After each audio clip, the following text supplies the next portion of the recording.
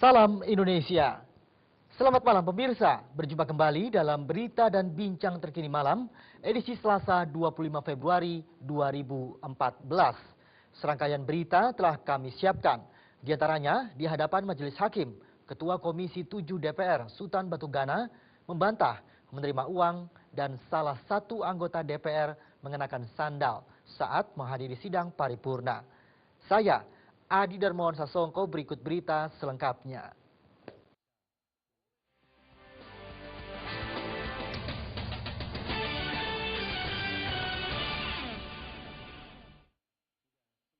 Komisi Pemberantasan Korupsi (KPK) hari ini memeriksa 2 hakim Mahkamah Konstitusi (MK) serta 1 panitera MK. Ketiganya diperiksa guna mendalami pihak lain dalam kasus dugaan suap penanganan sengketa pemilu kada Lebak, Banten.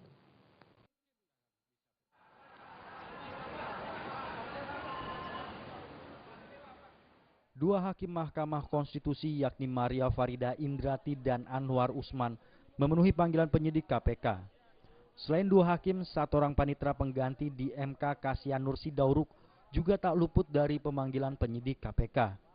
Ketiganya yang datang secara bersamaan ini mengaku pemanggilan hari ini oleh penyidik KPK guna diperiksa sebagai saksi untuk tersangka kasus suap penanganan Pilkada Lebak di MK Ratu Atut Koisia yang saat ini masih menjabat sebagai Gubernur Banten.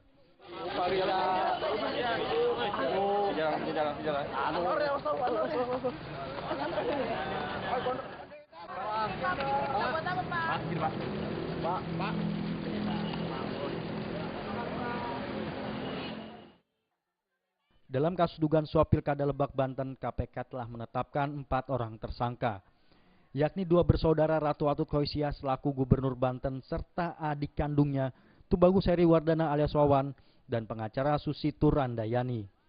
Sedangkan dari penyelenggara negara, KPK telah menetapkan 1 tersangka, yakni mantan Ketua MK Akil Mukhtar. Dalam kasus dugaan suap Pilkada Lebak, Banten, Akil dikabarkan meminta sejumlah uang sebesar 2 miliar rupiah kepada Atut dan Wawan guna meloloskan calon kepala daerah yang tidak terpilih, yaitu pasangan Amir Hamzah dan Kasmin. Dari Jakarta, Ade Tata Permana melaporkan. Ketua Komisi 7 DPR Sultan Batu Gana membantah pernah menyindir Kepala SKK Migas. Saat itu, Rudi Rubiandini soal tunjangan hari raya atau THR yang biasa diberikan oleh SKK Migas. Bantahan ini disampaikan Sultan saat menjadi saksi dalam sidang kasus dugaan suap di SKK Migas dengan terdakwa Rudi Rubiandini di Pengadilan Tipikor, Jakarta.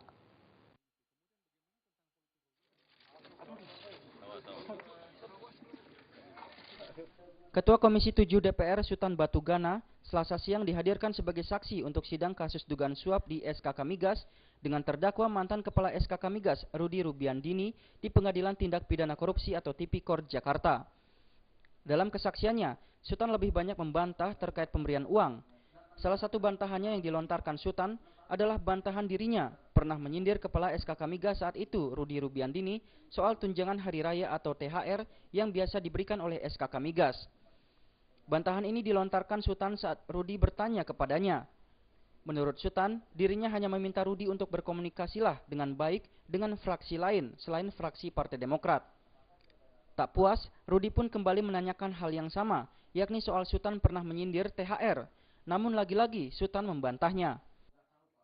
Saya ingatkan sama Pak Rudi waktu itu hanya berkomunikasi dengan baik dengan kawan-kawan selain Demokrat. Kalau Demokrat sudah jelas Bapak pemerintah, kami kan partai pemerintah akan mengawal Bapak. Tapi yang lain-lain saya nggak tahu, jadi saya sampaikan ke Bapak.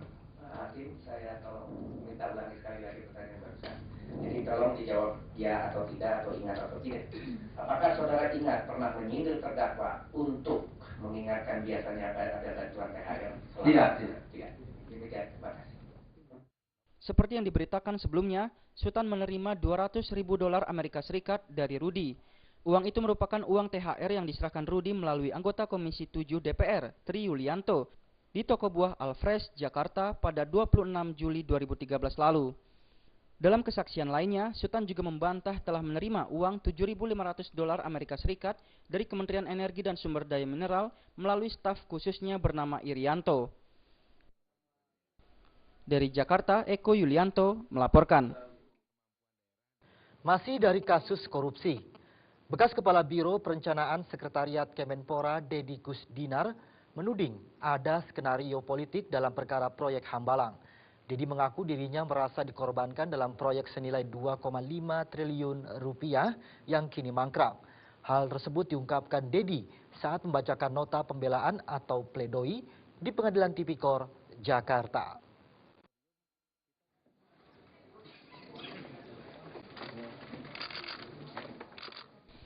Bekas Kepala Biro Perencanaan Sekretariat Kemenpora Dedi Kusdinar Selasa siang membacakan pledoi atau nota pembelaan dalam sidang kasus dugaan korupsi proyek Hambalang di Pengadilan Tipikor, Jakarta.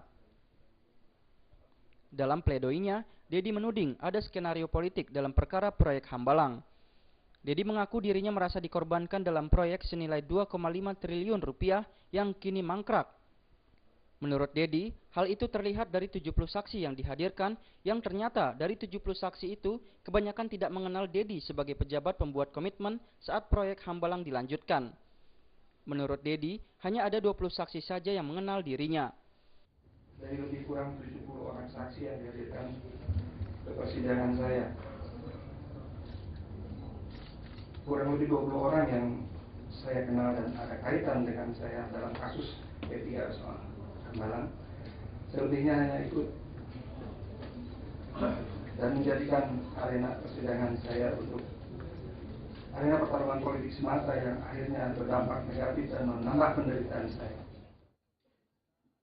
Lebih lanjut, di hadapan majelis hakim, Dedi tidak ikhlas harus menanggung semuanya terkait kasus Hambalang ini.